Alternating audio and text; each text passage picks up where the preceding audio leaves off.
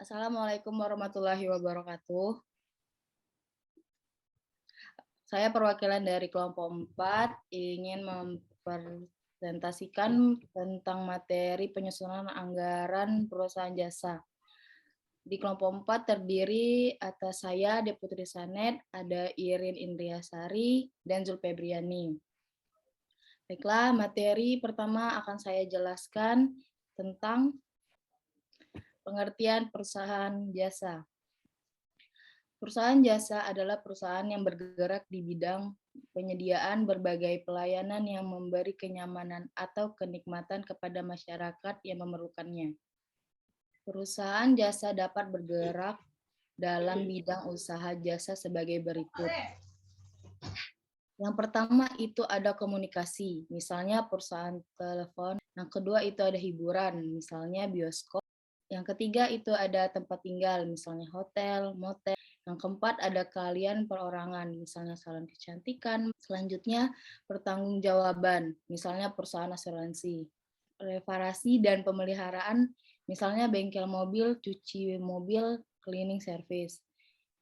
Hidangan, misalnya restoran dan catering service.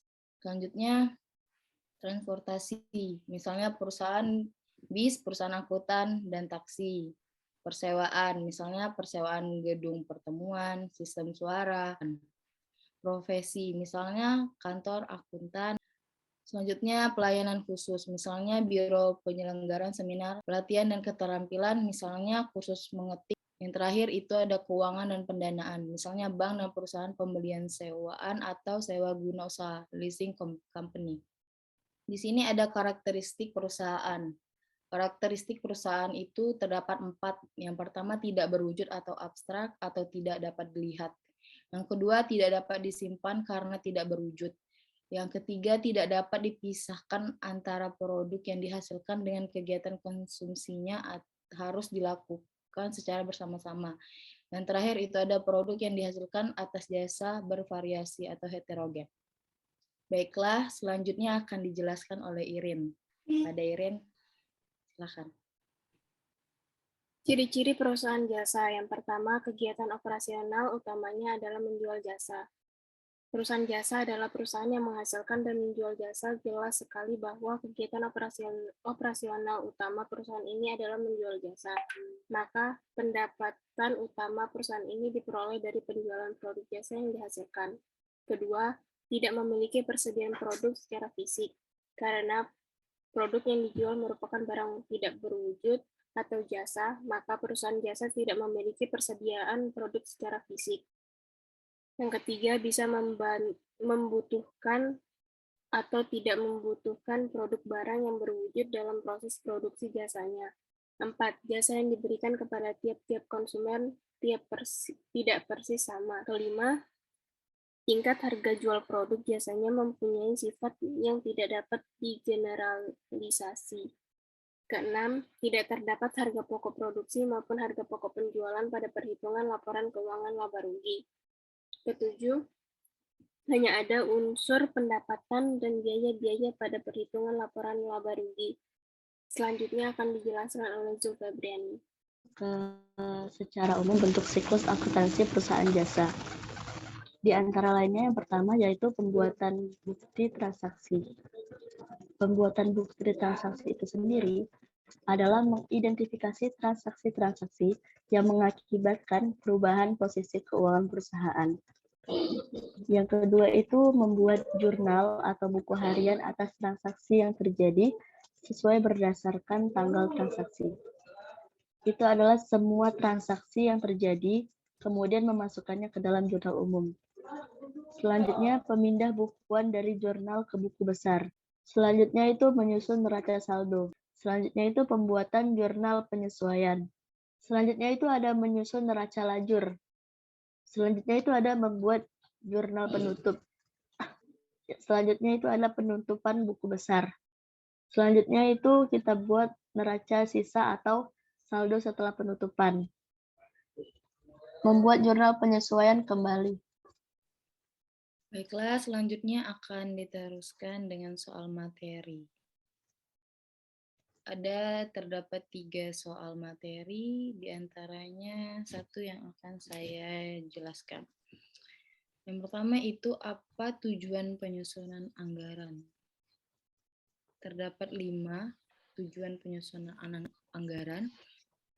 Yang pertama itu ada untuk menyatakan harapan atau sasaran perusahaan secara jelas dan formal, sehingga bisa menghindari kerancuan dan memberikan arah terhadap apa yang hendak dicapai manajemen.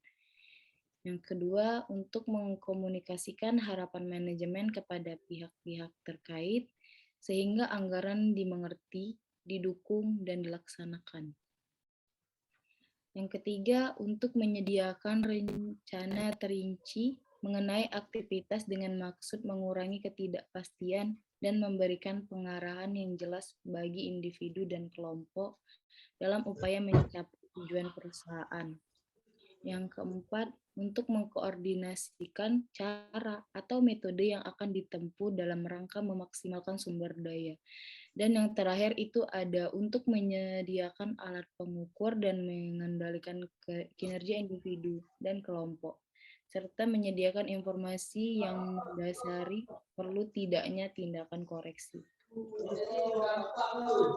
Selanjutnya akan dijelaskan oleh Zulfebriani untuk soal nomor 2.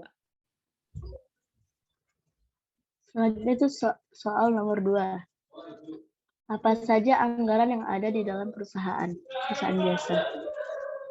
Jawabannya, yang pertama itu ada anggaran penjualan perusahaan jasa.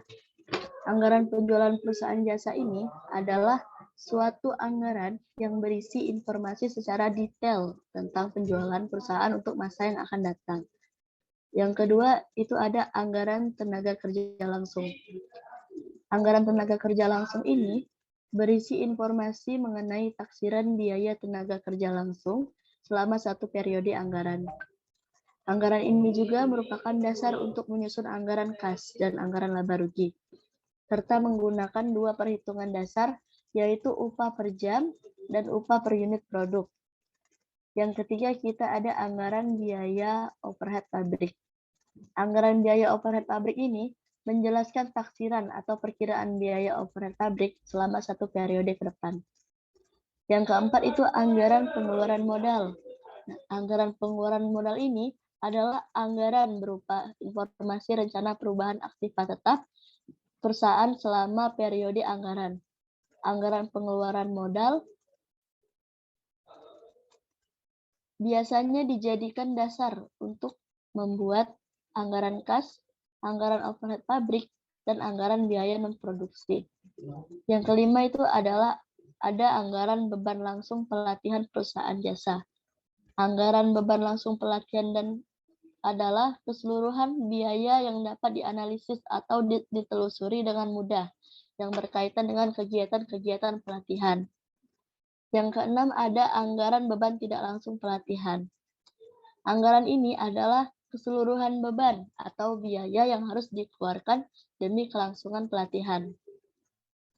Yang ketujuh ada anggaran perusahaan jasa. Anggaran kas perusahaan jasa merupakan perkiraan sumber penerimaan dan penggunaan kas selama satu periode yang berjalan.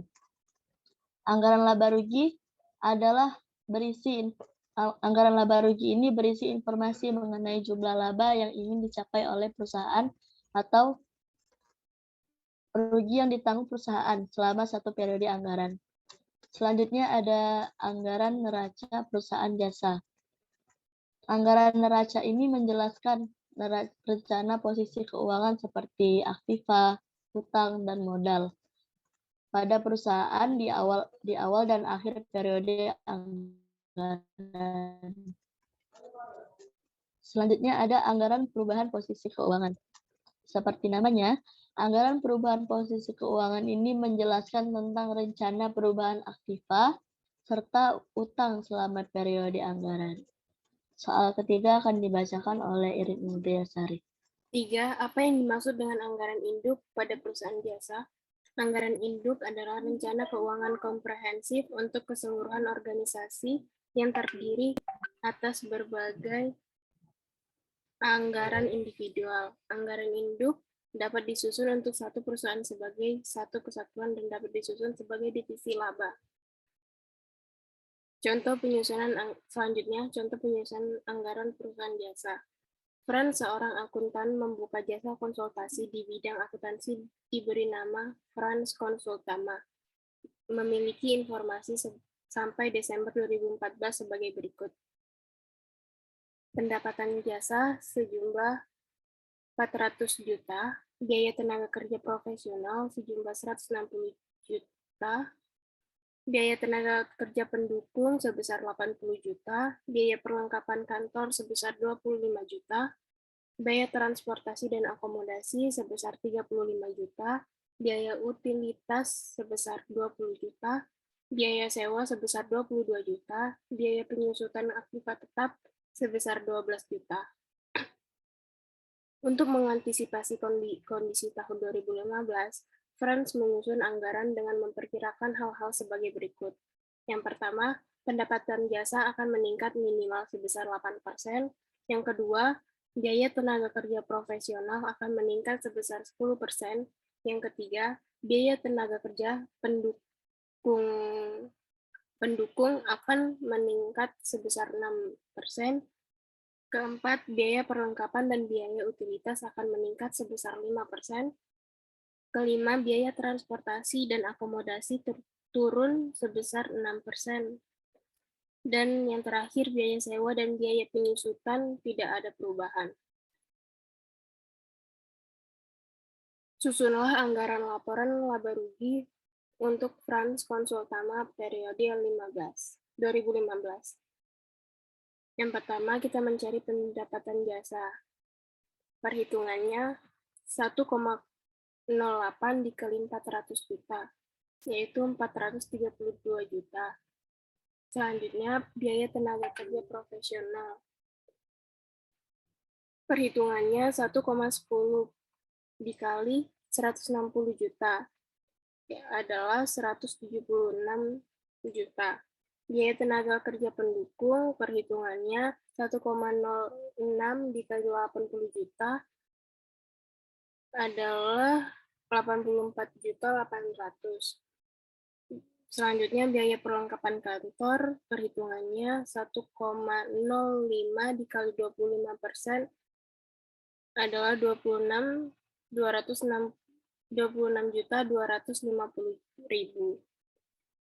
Selanjutnya, biaya transportasi dan akomodasi, perhitungannya 0,94 dikali 35 juta adalah 32.900.000. Biaya utilitas, perhitungannya 1,05 dikali 20 juta adalah 21 juta. Biaya sewa sebesar 22 juta dan biaya penyusutan aktiva tetap sebesar 12 juta. Berikut adalah anggaran laporan laba rugi 1 Januari sampai dengan 31 Desember 2015. Untuk pendapatan jasa sebesar 432 juta. Selanjutnya kita menghitung biaya tenaga profesional seharga 176 juta. Biaya tenaga kerja pendukung sebesar 84.800.000. Biaya perlengkapan kantor sebesar 26.250.000. Biaya transportasi dan akomodasi sebesar 32.900.000. Biaya utilitas sebesar 21 juta, biaya sewa sebesar 22 juta. Jadi total satu lagi biaya penyusutan aktiva tetap sebesar 12 juta. Jadi total biaya adalah 374.950.000. Total biaya ini dikurang dengan pendapatan jasa dan hasilnya mendapatkan laba sebesar 37.050.000 rupiah. Sekian presentasi dari kelompok kami. Apabila ada yang salah kami mohon maaf, kepada Allah kami mohon ampun. Wabillahi taufiq wal hidayah. Wassalamualaikum warahmatullahi wabarakatuh.